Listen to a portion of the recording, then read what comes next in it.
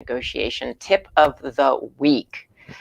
So today I am excited to share with you a tip that I got from my husband. It's kind of this technique that I learned. It's called the tractor method. So let me tell you the story about how I learned the tractor method, and then we'll apply it to business. So my husband and I live in the beautiful Mad River Valley of Vermont. You've probably heard me say that before because I love where we live. It is beautiful, it is scenic, but it's also somewhat of a resort town. So as you can imagine, real estate is hard to come by.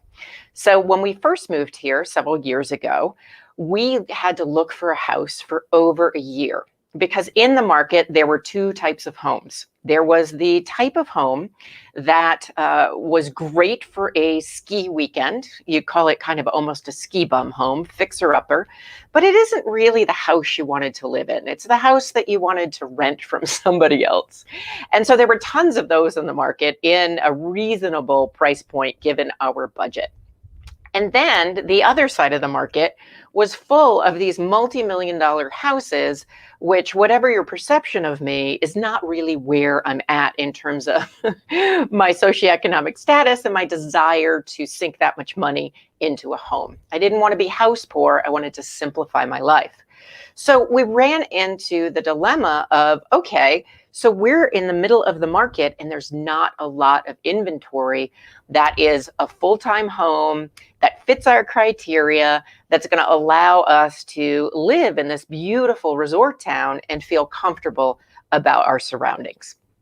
So we looked for over a year and I looked at everything. I looked at things that were too expensive just because it was fun to kind of check out what was going on. I looked at things that were certainly fixer-uppers, some that I wouldn't buy and fix up, some that I thought, fixing up is not so great.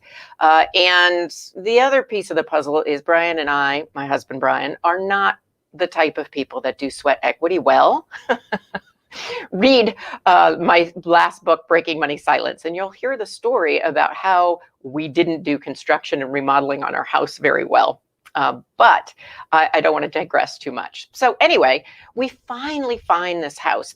I'm sitting in the studio in this house. We finally find the house that we want, has everything that I want, almost everything that my husband wants.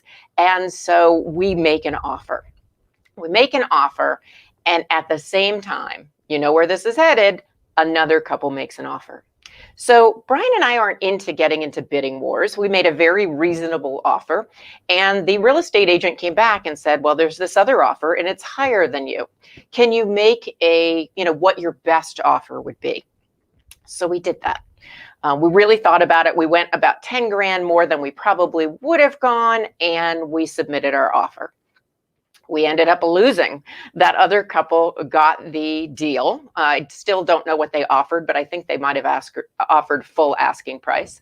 And Brian and I had to walk away. It was a very sad phone call. I can still imagine me standing outside the car, talking on the phone with my real estate agent and finding out that I've lost this house that I've looked so long for. So emotionally, I was certainly invested.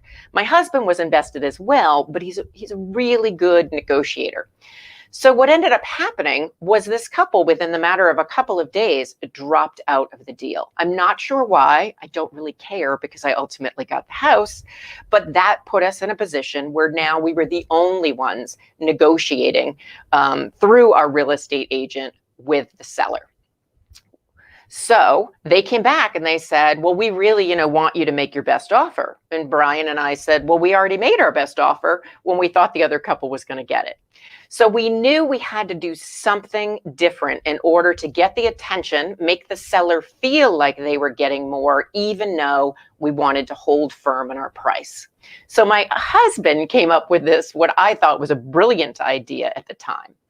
And he said, you know what? There's a tractor in the garage, huge tractor, probably worth $10,000, $15,000. He goes, I'm going to negotiate that tractor into the deal, and then I'm going to take it out of the deal. I'm like, what? And so we don't need a tractor. And he goes, no, trust me. So he went back. We held firm on our price, our original best offer. And he said, here is our best offer, but we really want the tractor. And we need the tractor because it's snowy in Vermont and so, we need to be able to plow. And so I said, you're crazy. We're going to end up with this tractor we don't even want. He goes, no, no, no, hold firm. So he did this whole negotiation where they came back and they had realized that that tractor was valuable. They thought it was valuable to us. It really wasn't.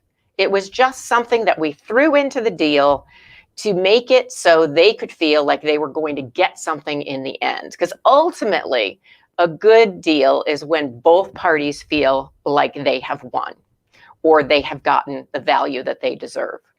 So it took about 24 hours and we heard back and the realtor said, you know what, they are going to honor that price, but they're going to keep the tractor. They're going to remove that. So the seller got to feel like, oh, we got something of value. We took something away from them. So we got a good deal and we felt great because we didn't want the tractor. So that is the tractor method. And to this day, we've lived in this house and been very, very happy.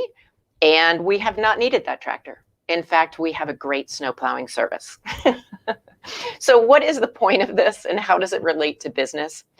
Well, it relates to business and negotiating in that you really want to think about what is your best price, no matter what side of the deal you're on, what is your best price? And then how do you hold to it? Because it isn't always just about the dollars and cents. It isn't always about the price. Often when you are in a negotiation, whether it is a business contract, I'm often in those types of negotiations, or whether it's a one-off being maybe your pitching coaching services to someone and deciding what the scope of that work looks like. What you want to do is think about what is your tractor? What is that product or service that you can include in the deal that may or may be valuable to the other person, but isn't that valuable to you? So, for instance, often what I will do when I do a business proposal is I will give 3 different options. There'll be option 1, which is bottom of the barrel. There'll be option 2, which I throw in a tractor or 2, so a product or 2 that I think might be enticing to the person I'm working with, I think could be useful, so it's not about duping them. But I also know if they don't take it, I can live with that option 1, that bottom price that I'm willing to take. And then there's option 3, which is pie in the sky, like, the creme de la creme. And what is really interesting when you do this is then from a psychological standpoint, you and the other person are not negotiating the price anymore. You're negotiating the deliverables. You're negotiating what someone's going to get for that price. So in other words, when you want to hold firm on your price, like Brian and I did in terms of our real estate deal, sometimes you want to throw in something to sweeten the deal that you can either take out or you can throw it in knowing it doesn't cost you anything. So for instance, if you are a coach and you are working with a client, it may be that you throw in a free copy of your book. It may be that you say, you know what, I will give you, access to me via email, knowing that that's a great value to them and comfort to them, but it's not going to cost you a lot because people don't tend to use those types of things, but they like to have it as part of the deal.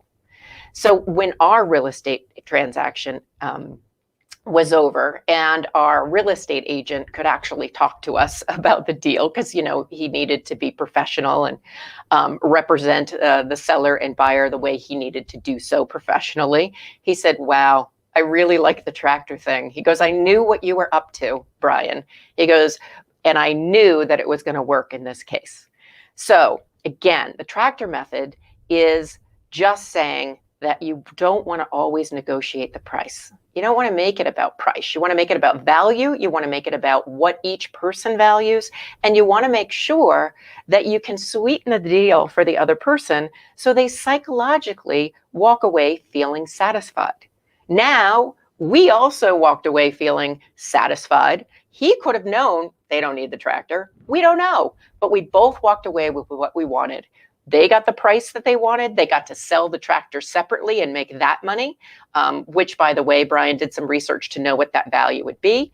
And we got the house that we wanted at the price that we wanted. So remember, when we're talking about breaking money silence on negotiation, we're not always talking about negotiating price. We're talking about the strategies regarding negotiating contracts, negotiating deals, and making sure that every party that is in the negotiation process walks away feeling as if they are satisfied, they have value, and they are comfortable with the deal. And so I encourage you to think about how can you apply the tractor method to your business, to your services, to your products. I would love to know how you think it can apply. You can shoot me an email at kbk@breakingmoneysilence.com. You can certainly ping me, whatever platform you're watching this live on. I would love to know what your thoughts are. And I know my husband would as well, because he was really kind of excited that I was sharing his tractor method today on my LinkedIn Live. Other things that are going on that are free that can help you negotiate better. Every week on a Monday, I publish a podcast called Breaking Money Silence. And that podcast is actually going to have a series this fall specifically on breaking money silence on negotiating, which is really kind of cool. I'm excited about it. But we're looking at negotiation with a wide lens on this podcast. It's going to be about negotiating not just your salary, not just a contract, but negotiating with your partner in retirement, negotiating through a divorce, negotiating, the negotiation skills you need no matter what your socioeconomic status is. So definitely check out Breaking Money Silence podcast. It's free to listen to. You just, check it out on your favorite podcast app, or you can go to breakingmoneysilence.com and subscribe. Costs you nothing, and it's something that can help you talk more openly about money, break money silence, and this fall specifically, we're talking about negotiation. The other thing I encourage you to check out is my free course. It is on my Breaking Money Silence Learning Lab, and it's how to conquer your fear of negotiation. I've had people attend this class who are both new to negotiation as well as extremely experienced, and they have found it useful. It's creative techniques to help you manage those emotions. In the story I just told you, what helped me manage my emotions around this house that I really, really wanted was my husband and his ability to support me through this process. So remember, support in a community like the Breaking Money Silence Learning Lab community can be really helpful. The free course, you want to check that out at breakingmoneysilence.com/negotiating-for-free. And that information should be in the write-up that goes with this live video. So you should be able to scroll down and see that.